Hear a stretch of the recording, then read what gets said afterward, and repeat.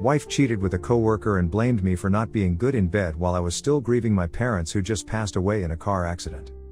My wife Gigi and I have been together for the past 4 years. Our relationship has been pretty much perfect, or so I thought. We share similar interests like playing video games and going camping whenever we get a chance. We both have good paying jobs and we both never want kids. Gigi is extremely independent, which is the primary reason why I fell in love with her in the first place. We dated for 10 months before we moved in together. Gigi and I have talked to each other about our past, and she knows that I strongly dislike people who cheat. She expressed the same sentiment also and told me how her ex-boyfriend broke her heart when she found him cheating with one of his exes. I was glad that we were on the same page regarding this. I like being loyal and available to my partner, and Gigi was the same way in the beginning. However, after we got engaged, something changed in her. One day while we were drinking, she broached the subject of whether we could get one free pass in our relationship. At first I didn't understand what she was talking about, but then she went on to explain how a free pass is basically when you are allowed to sleep with a celebrity or someone whom you find extremely attractive, and your partner won't consider it as cheating. She asked me if I would ever consider having a free pass in our relationship. I laughed and shook my head as this thought had never even crossed my mind. I told her a free pass is nothing but cheating, and if she ever wanted a free pass, then I would rather prefer that she left me. Hearing this, Gigi went quiet and we continued to drink. I didn't think much of this after that day, however, I think this was the first red flag in our relationship. Months later, Gigi approached me saying how she had a colleague who was extremely attractive and had been incessantly asking her out for quite some time, and one day during their office party, she had given in and kissed him just to shut him up. She told me that she had felt extremely guilty about it and wanted to tell me, but her friends had dissuaded her from telling me the truth since they thought that I would not understand. My first thought was that what this guy did was basically coerce her, so I told her that she needed to immediately report him and that she could file an HR complaint against him because this is a really serious issue. However, Gigi tried to brush it off, saying that it wasn't a big deal, which made me a bit suspicious. I asked her why she did even tell me this if she thought it wasn't a big deal to begin with. Gigi told me how she thought she wanted me to spring into action and perhaps take matters into my own hands by confronting the guy, just like all her exes have done, and that she found it unattractive to see that I wanted her to go to HR instead.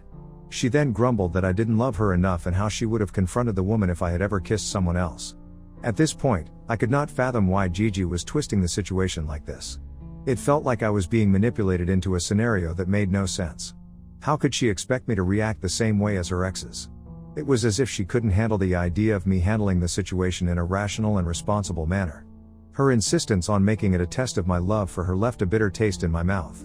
I told her firmly that if she didn't report this to HR, then I would assume that she had kissed the guy out of her own free will and not because she was coerced to do so, which means it was cheating, and I could not marry someone like that.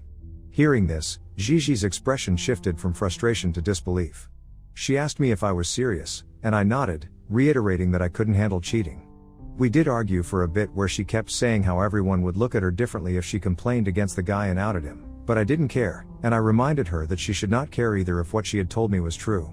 In the end, she reported to HR, and apparently it was a big deal, just as anyone would expect. They ended up firing the guy and assured Gigi that she did the right thing. I was glad that Gigi stood up for herself. However, a week later, I received a message from a stranger. He claimed that he was the guy who Gigi had kissed. In his message, he had written how Gigi had kissed him out of her own consent and that he never did anything wrong. He alleged that Gigi apparently never wore the engagement ring in the office, so he had no idea that she was even engaged, nor did her friends ever bring it up, which is why he had thought it right to pursue her. He told me that he wanted nothing from me but to just inform me of the truth and apologize for kissing my girlfriend. Obviously, I never replied back to his message because this guy had been fired anyway, and at that time, I believed Gigi over him. 2 months later, Gigi and I got married at our dream venue. It was a beautiful ceremony, and we took our vows in front of our parents and the rest of our families. The start of our marital life was pure bliss. Everything was going smoothly until I discovered something incriminating in her laptop. One day while she was out grocery shopping, my laptop was getting charged upstairs, so I opened her laptop to check our flight details since our trip was coming up. In Safari, under frequently visited, I saw a Reddit account page that got me curious, and I clicked on it without thinking much. This is how I discovered that Gigi had this Reddit account, which she had never told me about, where she would exchange inappropriate pictures with a random stranger. I went through the pictures, and in all her pictures, she had cropped out her face, and he had done the same. Their messages were not lovey-dovey either and were purely sexual, But what struck me was how she had shamelessly discussed our sex life with this complete stranger. I was at a loss for words. When she came back, I confronted her, and she went pale as a sheet when she realized that I had found her account. I asked her to explain herself because I was so disgusted by the pictures. She hesitated for a moment, her eyes darting nervously before finally meeting mine, and then slowly, hesitantly, she began to speak. She confessed to finding it exciting to send her pictures to a stranger and to engage in conversations with him that she knew were forbidden. She told me how it was basically like porn and that it meant nothing to her. She tried to justify, saying how she had never confessed any love for him and that sending pictures with her face cropped out wasn't a big deal because he would never find out who she actually is. I struggled to comprehend her reasoning, to understand what would make her behave this way. I asked her why would she even need to do this, if it was because she wasn't satisfied in our marriage.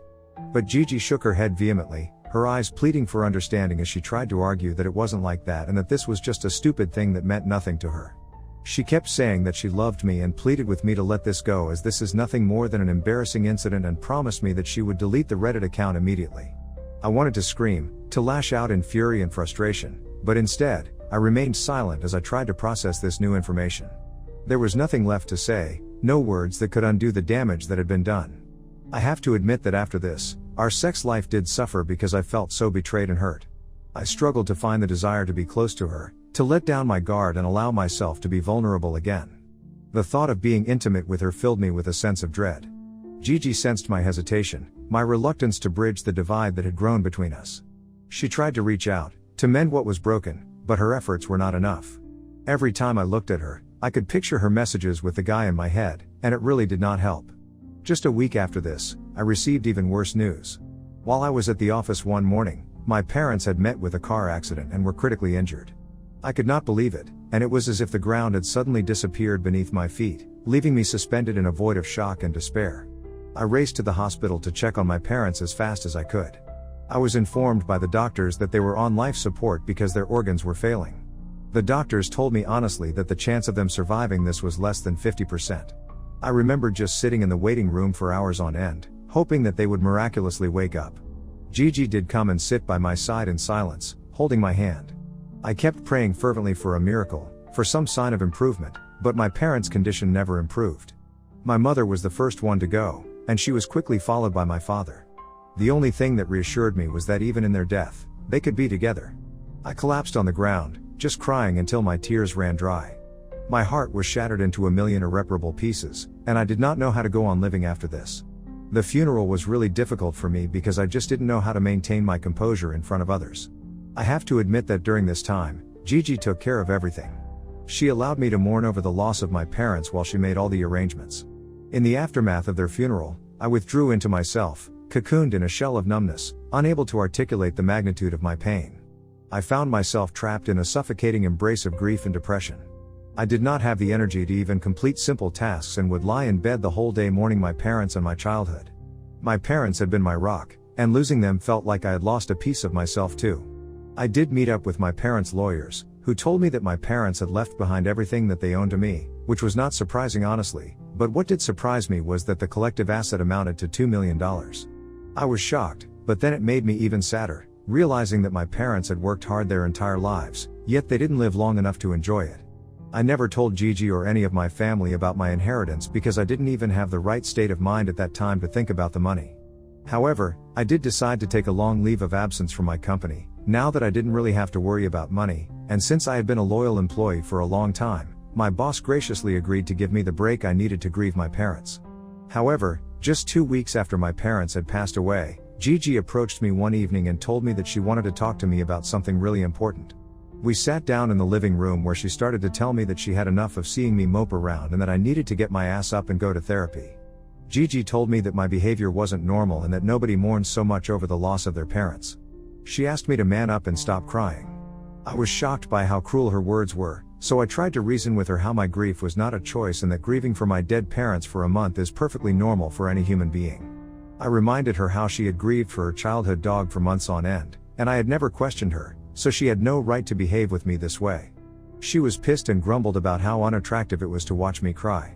There was more back and forth, but eventually she let it go, so I thought this would be the end of it.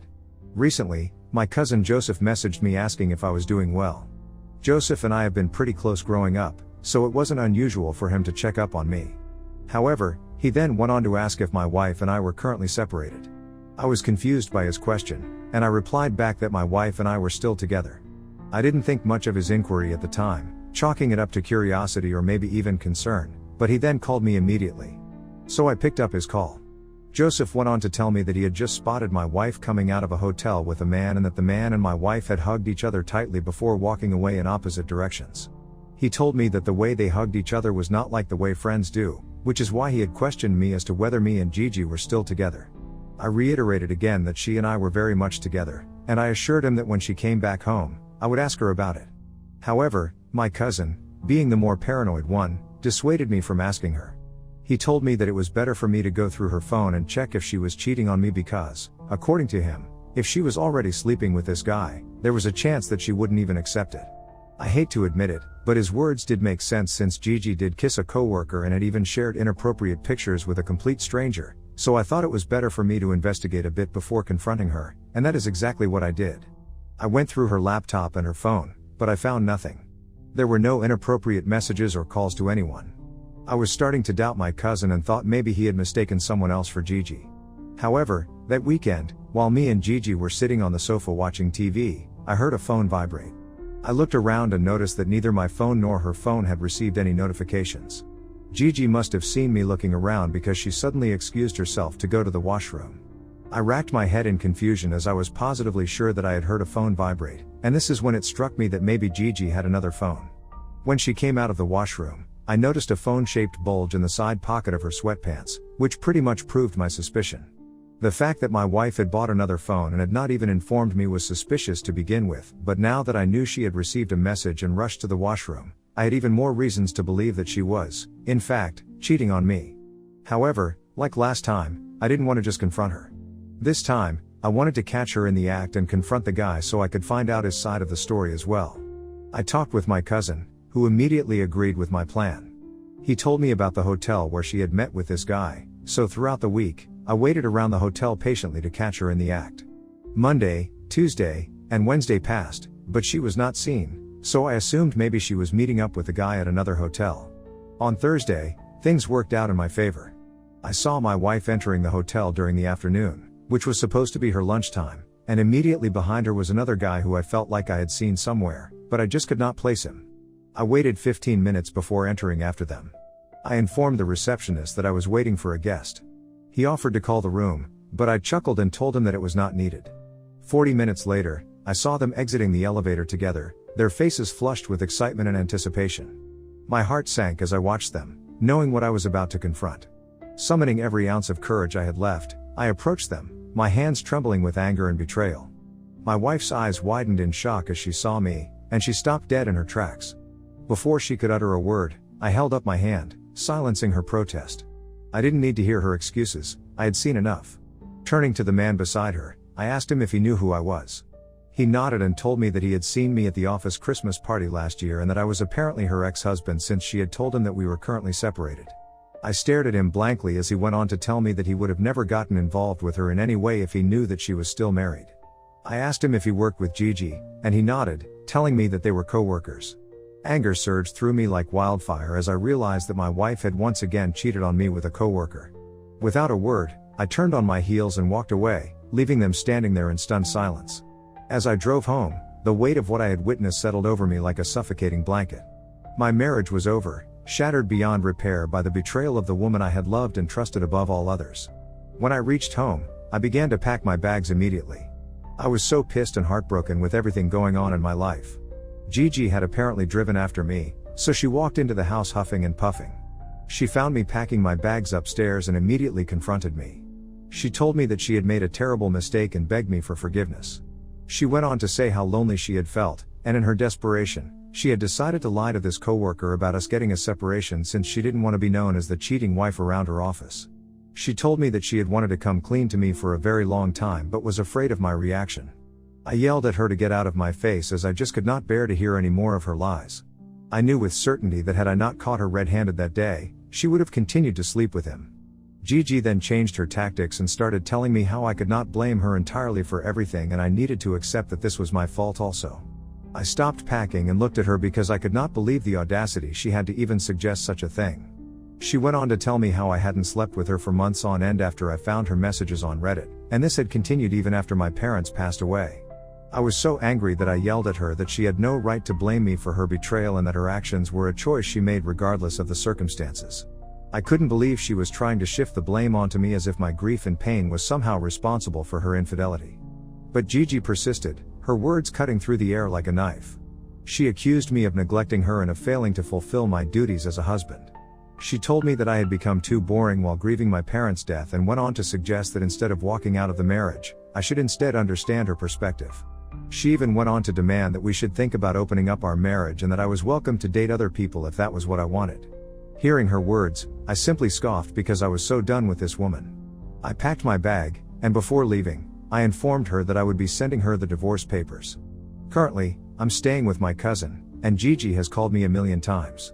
Her messages range from apologizing to blaming me for ruining everything. She keeps saying that I should see things from her perspective and forgive her since she was just lonely. So here I am, Reddit, wondering if I'm the a-hole here. Am I to be blamed for pushing my wife to cheat on me just because I was mourning? Update 1. Wow, when I posted this, I thought this post would not even track, but seeing 300 plus comments under my post has been mind-reeling. I didn't think my story was even that interesting, but watching you all fight in the comments has been entertaining. To all the people who are blaming me and saying I pushed my wife to cheat by not sleeping with her, well, I hope for your sake you never find yourself in a predicament like I did. I loved my wife and thought that she would never cheat on me, so when I saw her inappropriate messages with a random stranger, it did affect me emotionally and mentally. I could not just forget everything and sleep with her as if everything was normal. 2 weeks later, when my parents passed away, sleeping with my wife was the last thing on my mind. It's like some of you have never gone through grief because if you have, you will know that everyone reacts differently, and losing my parents has been so crushing throughout all this. If my wife can't stay loyal to me and would rather sleep with someone else, then this is no way my fault. Yes, I did feel a bit guilty initially, but after talking to my cousins and reading some of the comments, I am convinced that this is 100% on my wife. She decided to sleep around because that was what she wanted. I have no regrets that I ended this marriage, and I have already talked to my divorce lawyer about everything, so we will be going forward with my decision. I have also had a conversation with my in-laws, Gigi's parents. They had no idea that she had cheated on me since she had conveniently left out that part and just told them that I had walked away because I was still sad about my parents. I informed them about everything that had happened, and they were just as furious with Gigi as I was. They have since assured me that they trusted me to make the right decision. Update 2. It's been 5 months since my last update. Sorry I could not update earlier as I have been quite busy going through all the legal proceedings for my divorce. I'm here to finally share a happy update. Gigi and I are finally divorced. That selfish woman tried to come after my assets during the divorce proceedings, but thankfully my lawyer was able to prove that she cheated on me, which allowed me to safeguard my assets, including the $2 million inheritance from my parents. Gigi, who had no idea previously that my parents had left me behind such a huge amount, tried to argue that she rightfully deserved half of it. However, the judge wasn't having it and refused her point blank. I have wasted no time in moving on with my life. Soon after I moved out, I met an amazing woman named Sarah on Bumble. She is a single mother who is absolutely amazing and has a lovely son named Jerry. Sarah lost her husband a year ago, so she understands the pain of loss and grief that I've been going through. We have connected on a deep level, bonding over our shared experiences and our mutual desire to create a happy, loving home for our families. Sarah is extremely hardworking, and her resilience and strength inspire me every day. I also admire the way she single-handedly takes care of her son. Jerry is a wonderful boy, full of energy and curiosity, and it's been a joy getting to know him. I am lucky and extremely grateful that both of them have accepted me into their lives. Meanwhile, I have moved out of my cousin's place and found a nice condo for myself. I've also returned back to my job since I like working there, and I don't want to sit around the house doing nothing. It has taken me some time to get used to living alone, but I have to admit that I don't hate it. Yes, it does get lonely sometimes, but I would rather be alone than be with a cheating partner. I've also been talking to a therapist so I can heal from my parents' death as well as my past with Gigi so I can work on building a better future. I do miss my parents every day, and I hope that they are proud of me for walking away from a toxic marriage. I know my mother especially would have been furious with Gigi for cheating on me. Also, several of you had messaged me after my first update urging me to get an STD test, which I did, and thankfully the results came back negative. It was a relief to have that peace of mind, knowing that I hadn't been exposed to any additional risks due to Gigi's infidelity. Since the divorce and even during our divorce, Gigi has made several attempts to reach out to me, telling me how sorry she was. I have made it very clear to her that I have forgiven her for her past mistakes since there's no point in holding on to the grudge anymore. However, she has also tried to initiate meeting me after the divorce, and I immediately shut her down, telling her firmly that I have no interest in rekindling our relationship. I've told her that it's time for both of us to move on. I hope she understands that and stops bothering me. Update 3. It's been 3 months since my last update, and since a lot of you keep asking me for an update, I wanted to let you know that just recently, I took the next step in our relationship and asked Sarah to marry me. To my delight, she said yes, and we're now planning our future together as a family. I couldn't be more excited to embark on this new chapter of my life with Sarah and Jerry by my side. But this isn't the only update I have. Apparently, Gigi has been stalking me and Sarah on social media after our divorce, which I had no idea about because the very evening that Sarah posted our engagement pictures, Gigi tried to get in touch with me multiple times. I refused to pick up her call, so she then sent me several messages asking me if it was true and how Sarah was just a gold digger who didn't really love me. I blocked her because her messages pissed me off, and I didn't see any reason to stay in touch with her. However, this woman then ended up sending me a long email where she wrote about how I had tricked her all this while and that I was to be blamed completely for destroying our marriage. She wrote about how she had loved me so much, but I had broken her heart by not trusting her enough. She blamed me for divorcing her without even trying to make things work out with her and begged me to not marry Sarah, who was apparently very wrong for me. She wrote how she could not believe that I was back on my feet and that Sarah was going to get a much happier version of me. According to her, I was the one who got away. I felt exhausted reading her email since this woman sounded crazy, reiterating the same thing over and over again. I have blocked her on Gmail, so hopefully she doesn't create another email address just to bother me. Looking back on everything that happened, I realize now that I wasn't the one who got away. I was the one who escaped. I'm grateful that I could escape from a toxic relationship that was built on lies and betrayal, and now I'm finally free to live my life on my own terms with a partner who loves and respects me for who I am. With Sarah, I have found a love that is genuine, unconditional, and built on a foundation of trust and mutual respect. Together, we're building a future filled with love, laughter, and endless possibilities, and for that, I am truly grateful. To anyone out there who may be going through something similar, my advice is simple: never settle for anything less than you deserve. Trust your instincts and never be afraid to walk away from a situation that no longer serves you. Life is too short to waste on people who don't appreciate you.